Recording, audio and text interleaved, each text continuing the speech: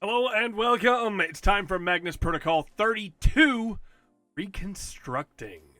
Before we get into the actual episode, though, I did want to mention one quick thing, and I will put the image up on screen right here, but there was a clarification given for last week's episode. So last week's episode, full spoilers, by the way, for last week's episode. This is your last chance. I'm not joking. Last week's episode, Colin gets eaten by Freddy, and during that process, Freddy gives them a case that is the incident, what happens where Colin is eaten, and the discarding of all of the different elements. It was noticed that in the transcript, it said that it uploaded his sulfur. Now, as we know, we talked about it in the alchemy video, sulfur is the part that represents the soul, and so there was a lot of talk about, does that mean that Colin's soul was uploaded into Freddy? He's now a part of Freddy. I didn't bring that up in the episode because even though it says that in the transcript, in the actual audio, it says that's discarded. So instead of it being uploaded, it is discarded. And that was a thing that a lot of people brought up, and I don't blame them. I don't blame them one bit, you know. However, it has been officially stated that that was not correct in the transcript. The audio was correct. Sulfur was discarded. Could that just be a cover? And the truth is that the sulfur was uploaded. Maybe. But the clarification that we've been given right now is that it was actually discarded along with the rest, just as the audio said. So, again, I will have that image up right here so you can see it for yourself. But I just wanted to cover that here first. That's why I didn't bring it up last week, because I felt like something there wasn't right. Normally that stuff is either correct or it's fixed very quickly. So I wanted to wait a little bit of time to see if they would put out a clarification, and they did. So much for that. With that said, let's get into episode 32, Restructuring.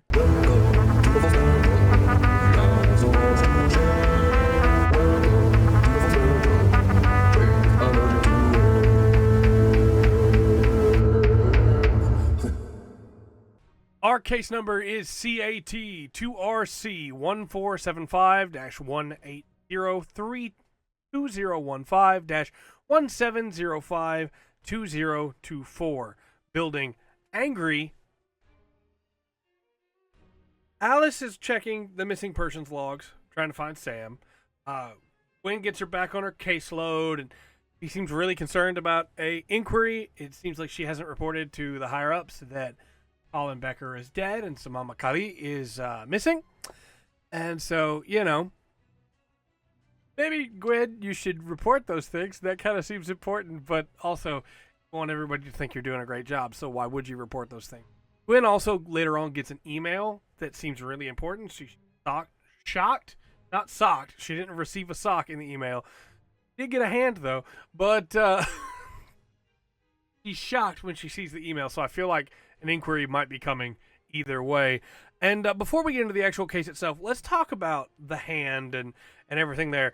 The transcript says that the hand is schlorped back into the computer. That's the exact term that it uses.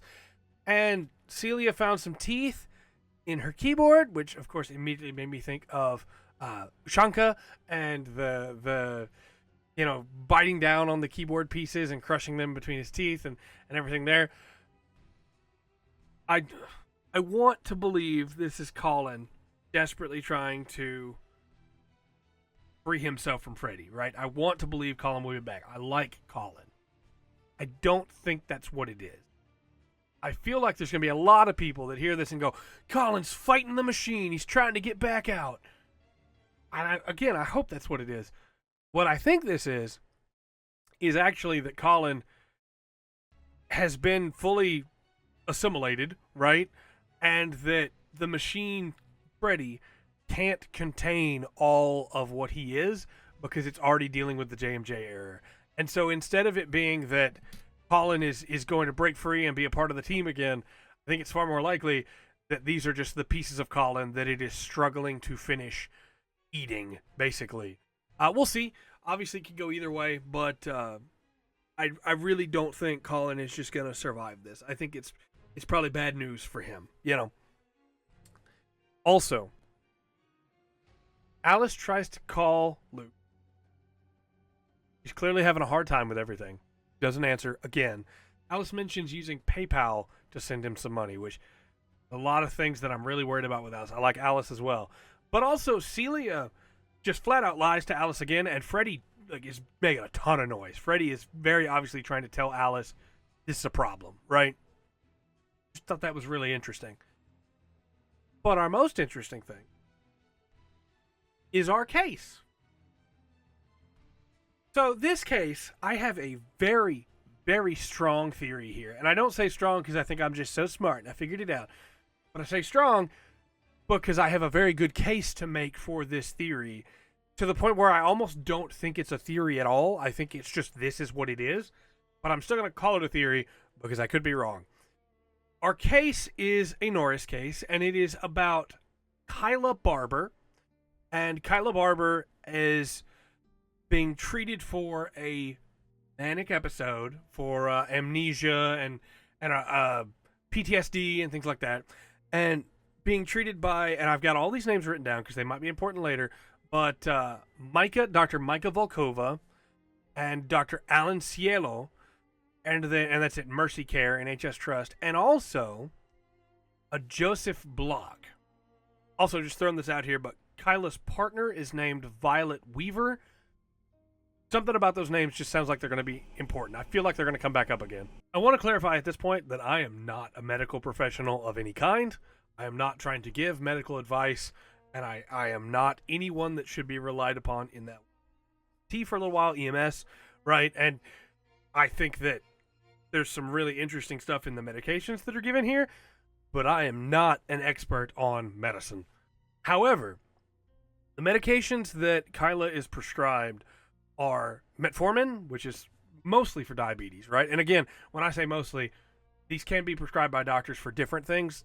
Medications can be used in a lot of interesting ways, and doctors should know best. They're practicing medicine. They're not infallible, but they have learned from others' mistakes and are trying to do better, right? Metformin, normal for diabetes. That makes sense. No problem. We already know Kyla from the case has type 2 diabetes. Makes sense. Lisinopril, which is for hypertension. Interesting choice here, but just because Kyla's taking a hypertension medication for high blood pressure doesn't necessarily mean that she didn't already have high blood pressure before all this started, right? That could have been a long-standing medication. Sertraline, an antidepressant, makes sense in this context. Perfectly reasonable why that would be there. Diazepam is interesting. Diazepam for anxiety, for seizures, or sudden panic attacks, anything like that. And that's just really interesting to me that would be given. But also, maybe that implies that Kyla is unstable physically as well as mentally. And it sounds like Kyla's been through a lot. So maybe that's just to help calm her down. And then olanzapine, which is for manic episodes, mania, bipolar disorder, or schizophrenia, which is, in this case, I don't think that's what is happening to Kyla, and I feel like that is incorrectly given specifically because they can't understand what's happening, right? But that's going to mess her up. Either way, I wanted to mention, too, that Joseph Block could be a reference to Anton Joseph Kirchwinger. I can't ever say that name right. Kirchwinger? Or Kirkvager? The mental health professional that's brought in, right? And I could just be reaching for that one, just trying to tie into Famous Alchemist. But, you know, just it's there. Auditory and visual hallucinations, paranoia, distress, confusion, transient global amnesia, and dissociative amnesia. The diagnosis is acute psychosis, schizophrenia, anxiety, and post-traumatic stress disorder. Reasonable things, especially for paranoia, distress, confusion, when someone is talking about what she's talking about. But for anybody who doesn't know, transient global amnesia is you can't form new memories. It's normally very temporary, right? It's not normally a long-standing condition. But you can't form new memories for a brief time. And so your body is just constantly forgetting all the information that's being taken in. And so it makes things difficult to be able to treat other things. And then, of course, dissociative amnesia, I feel like that one kind of speaks for itself, but it's amnesia that leads to a sense of another self, right? A new you. Very interesting in this context, but I don't think that's what's going on here. Okay, I don't know whether to just go straight into my theory or to just explain what's happening, but effectively, Kyla talks about sand into water, water into stone, stone into wood, wood into cotton, cotton into blood, blood into gold, gold into fire, fire into steel, plastic trees and rings of glass, no wind for wings, no birds, no birds. She is talking as if she is seeing all these terrible things that are happening, right? The sand being washed away, the water being turned into stone. This could all be alchemical, right? It absolutely could. This is the kind of thing that a philosopher's stone would allow somebody to transmute as much as they wanted down the line, right? These also could be the steps of alchemy, taking a material or a mineral like a sand, like a grit, and or a silt, and washing it with water, and then putting it to the stone, and then burning it on the wood. You know, this could be a process. I don't think that's what any of this is. And I know that I'm the guy that's been going, yeah, alchemy. They're referencing alchemy. It's got to be alchemy. I don't think that's what this is here, but it could be, right? It could absolutely be that. I think this, like, for whatever reason, she got to peer into the mind of or to feel the feelings of the ground that the city of Liverpool is built out of. The main thing for this theory is that she says at one point that her name is Liverpool, which was the name of the city of Liverpool in 1265, I believe. It was really interesting that this came up today. I've been studying the city of Liverpool for a completely different reason, for like just general interest in architecture, because I've been trying to learn more about architecture because I got really interested in Magnus Archives with what was going on with Robert Smirk, and it's just really interesting that happened with this. But in that time, we're just going to have to go straight into the theory. So in that time, the city of Liverpool was 7 streets, 6 and then 7, right? Which is what she talks about here. It is sand silent, but for the wind's caress of the red dunes, dry iron dancing beneath 1,000 sunrises and sunsets, right? That's what Liverpool was before the construction, and then it was cut up into 6 and then 7 prisons, right? Not actual prisons, but if you were the land being cordoned off and separated from yourself by these streets, you would feel that way, right? An isle that was separate off and then was put back in to the rest of the mainland, mostly by different projects to be able to dig in and fill in the rivers. I feel like that's what happens here, right? When Leopold talks about being separated from herself, separated from what she was, and cordoned off, I think, to the man, to the isle. I think that's what she's talking about, that she is the part of her that was Leopold is cut away and turned into Man Island, and that part is separate now from the rest, right? When she talks about the blood that is being spilt, or the blood that flows, I don't think that word is the same blood every single time.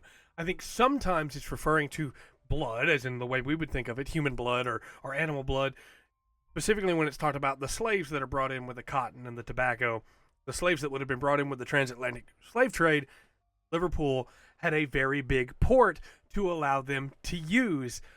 But also, I think sometimes that blood that's being talked about is either the actual like earth and the bits of the earth itself, but sometimes I think it also is talking about asphalt or concrete, because it is the blood that is poured and spilled to be able to separate the chunks of Liverpool, which again I think is the city of Liverpool.